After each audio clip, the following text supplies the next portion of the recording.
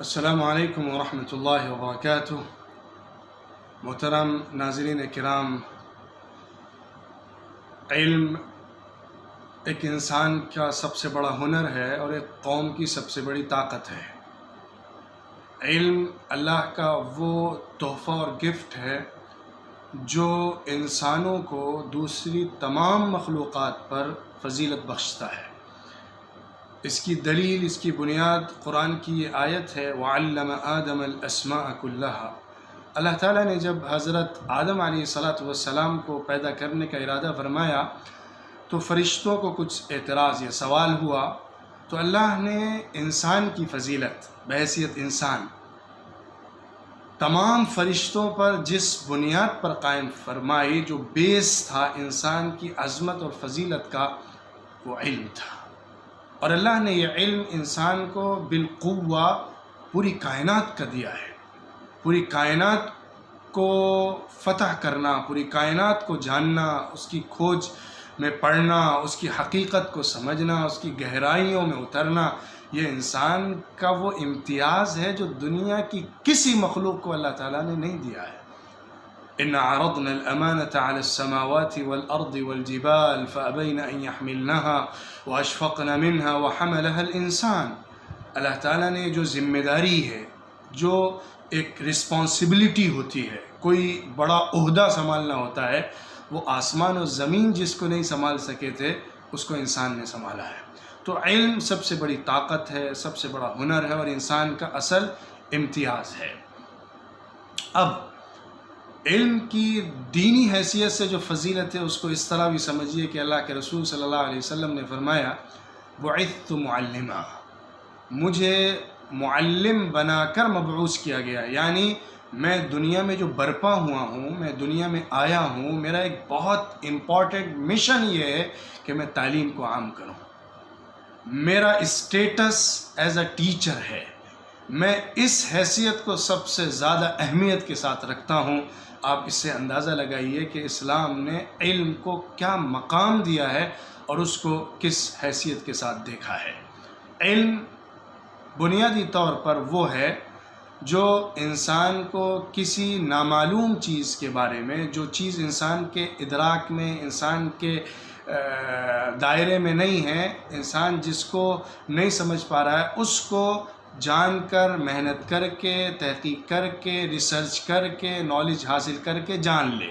لیکن دینی اعتبار سے، اسلام کے اعتبار سے علم کی دو قسمیں ہوتی ہیں، تیسری نہیں ہے۔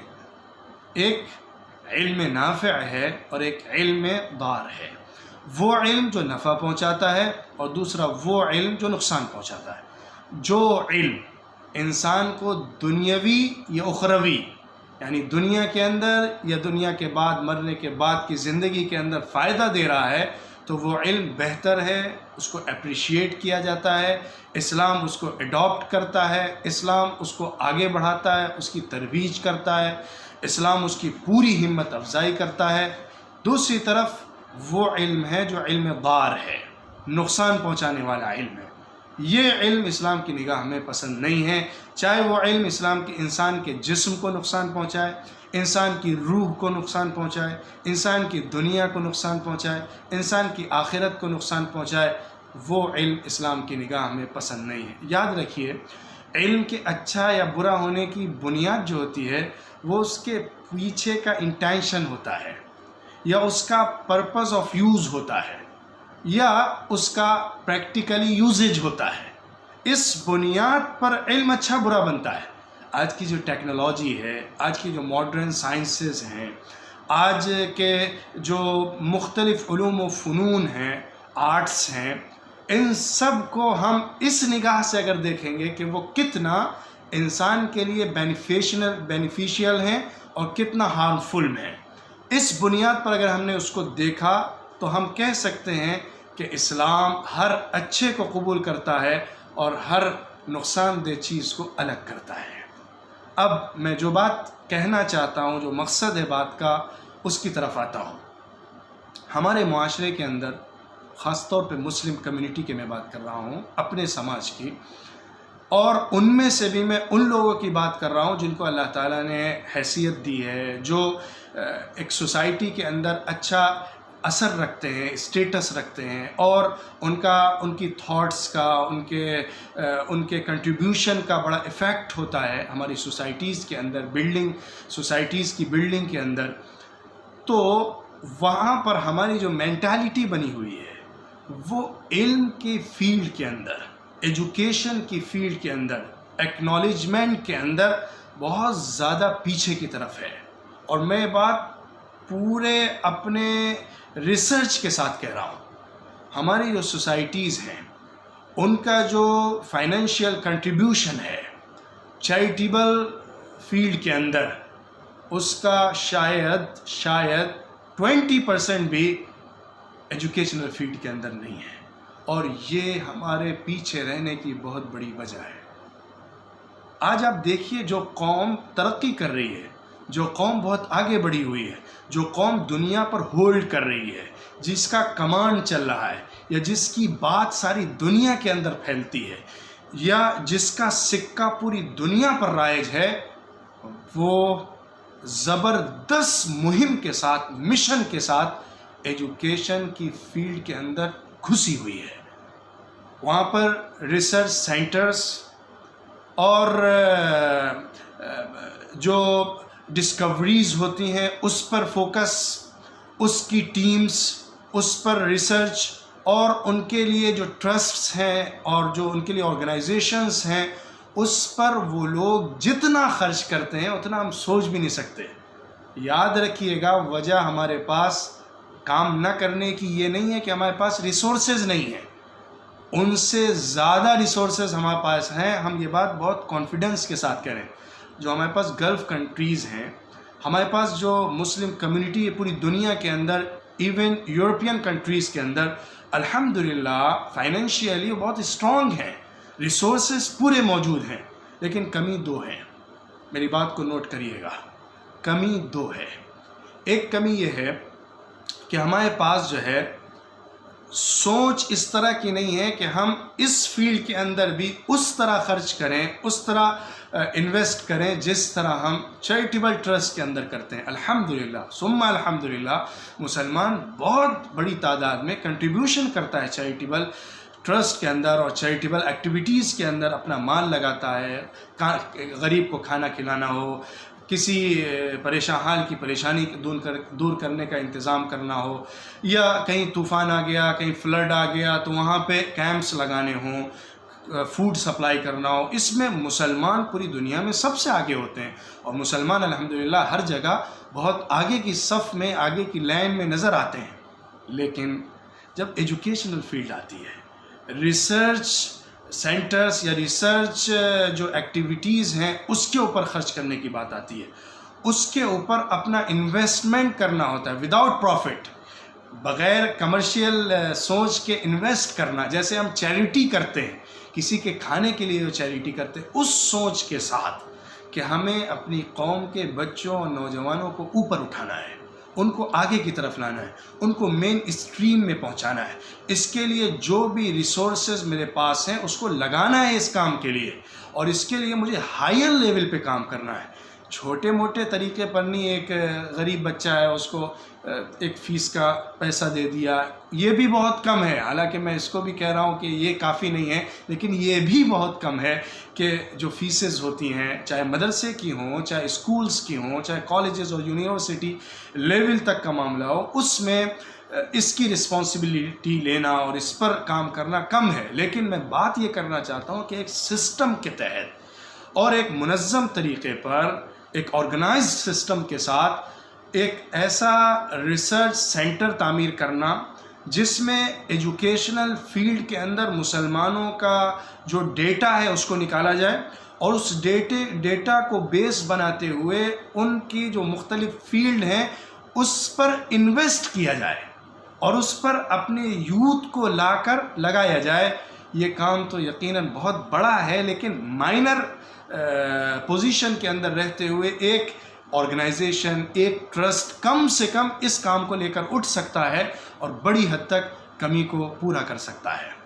دوسری پرابلم ایک کیا ہے جو میں بتانا چاہتا ہوں کہ ہمارے پاس ایک ایسا کوارڈینیشن کا سسٹم نہیں ہے کہ ہم اپنے مختلف ڈیٹاز کو کلیکٹ کرتے ہوئے کچھ نیا کر سکیں.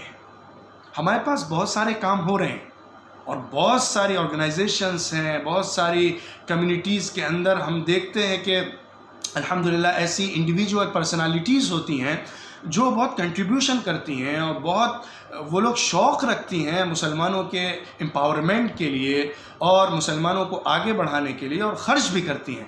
لیکن پرابلم کیا ہوتی ہے, ہمارے پاس کوارڈینیشن سسٹم نہیں ہوتا ہے, ہمارے پاس ڈیٹا کلیکشن کا ایک سسٹم نہیں ہوتا ہے اور ہمارے پاس ریسرچ بیس اسٹیپس نہیں ہوتے ہیں.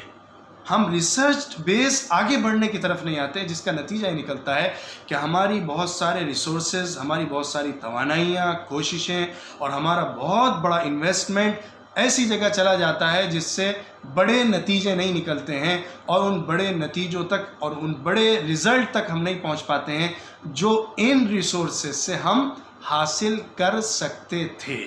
اس لیے میں بہت کھلے انداز میں کہنا چاہتا ہوں اور خاص طور پہ ان لوگوں سے کہنا چاہتا ہوں جن کے پاس ریسورسز ہیں اور جن کے پاس ایسے امکانات ہیں کہ وہ آرگنائزیشنل سسٹم پر ایک سوسائٹی کے اندر امپاورمنٹ کا کام کر سکیں. ایجوکیشن کی فیلڈ میں ریسرچ بیسڈ امپاورمنٹ ہو جو ہر سطح پر, ایجوکیشنل کی بہت ساری فیلڈ ہوتی ہے, دینی نالج, اس کی فکر, اور اس کے ساتھ ساتھ انجینئرنگ ہے اور میڈیکل ہے اور اس کے علاوہ ہمارے جو ڈفرینٹ فیلڈز ہوتی ہیں, سول ایکٹیویٹیز ہوتی ہیں, اس کے اندر مسلمانوں کا کنٹریبیوشن کیسے بڑھے, مسلمانوں کی حصہ داری کیسے زیادہ ہو, اس کی فکر کرنا, ریسرچ بیس پر سورسز کو کلیکٹ کرتے ہوئے امپاورمنٹ کی طرف آگے جانا, یہ ایک انقلابی سوچ ہے, آج کے دور کا انقلابی کام ہے. اور میں بہت ذمہ داری کے ساتھ کہتا ہوں کہ جو بہت چھوٹے پیمانے پر اور بہت کم ریسورسز کے ساتھ بھی اس کام کو صرف ایک چھوٹی سی کمیونٹی کو ٹارگٹ کرتے ہوئے بھی کر رہا ہے, وہ اس وقت مسلمانوں کی خدمت میں بہت آگے کا کام کر رہا ہے. میری بات نوٹ کریے اور میں پوری ذمہ داری کے ساتھ اپنے الفاظ کو کہہ رہا ہوں کہ اس سوچ کو لیتے ہوئے, کیونکہ یاد رکھیے کہ مسلمانوں کو اگر آپ اوپر سطح پر لانا چاہتے ہیں, مسلمانوں کو آگے بڑھانا چاہتے ہیں, تو ان کے صرف پیٹ بھرنے سے کام نہیں ہوگا یا ان کو گھر میں خالی بیٹھا کر روٹی کھلانے سے کام نہیں ہوگا.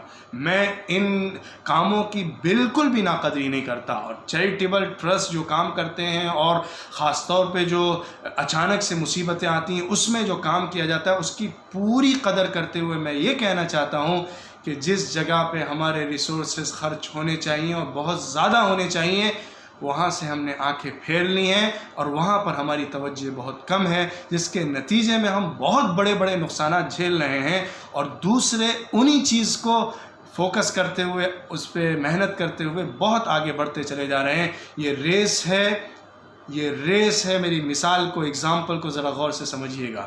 یہ ریس ہے جو خرگوش اور کچھوے کے درمیان ہے. شاید آپ نے یہ مثال سنی ہو. کچھوا اور خرگوش جب دوڑ لگاتے ہیں تو خرگوش سو جاتا ہے اور کچھوا دھیرے زمین پر چلتے چلتے اپنے منزل تک پہنچ جاتا ہے, اور خرگوش سوتا رہتا ہے اور منزل تک نہیں پہنچتا ہے. آج مثال ذرا الٹی ہے. مسلمان کچھوا ہیں اور دوسرے جو ہمارے کمیونٹیز ہیں وہ خرگوش ہیں, ریبٹ ہیں. وہ لوگ محنت سے اور تیزی سے آگے بڑھ رہے ہیں, وہ تو تیز دوڑنے والے ہیں ہی, ریسورسز ہیں, اس کے بعد وہ تیزی سے جاگتے ہوئے آگے بڑھ رہے ہیں, اور ہم تو بہت دھیمے چلنے والے ہیں. لیکن اس کے بعد بھی کچھوا سو رہا ہے. کون جیتے گا, نتیجہ کیسے نکلے گا؟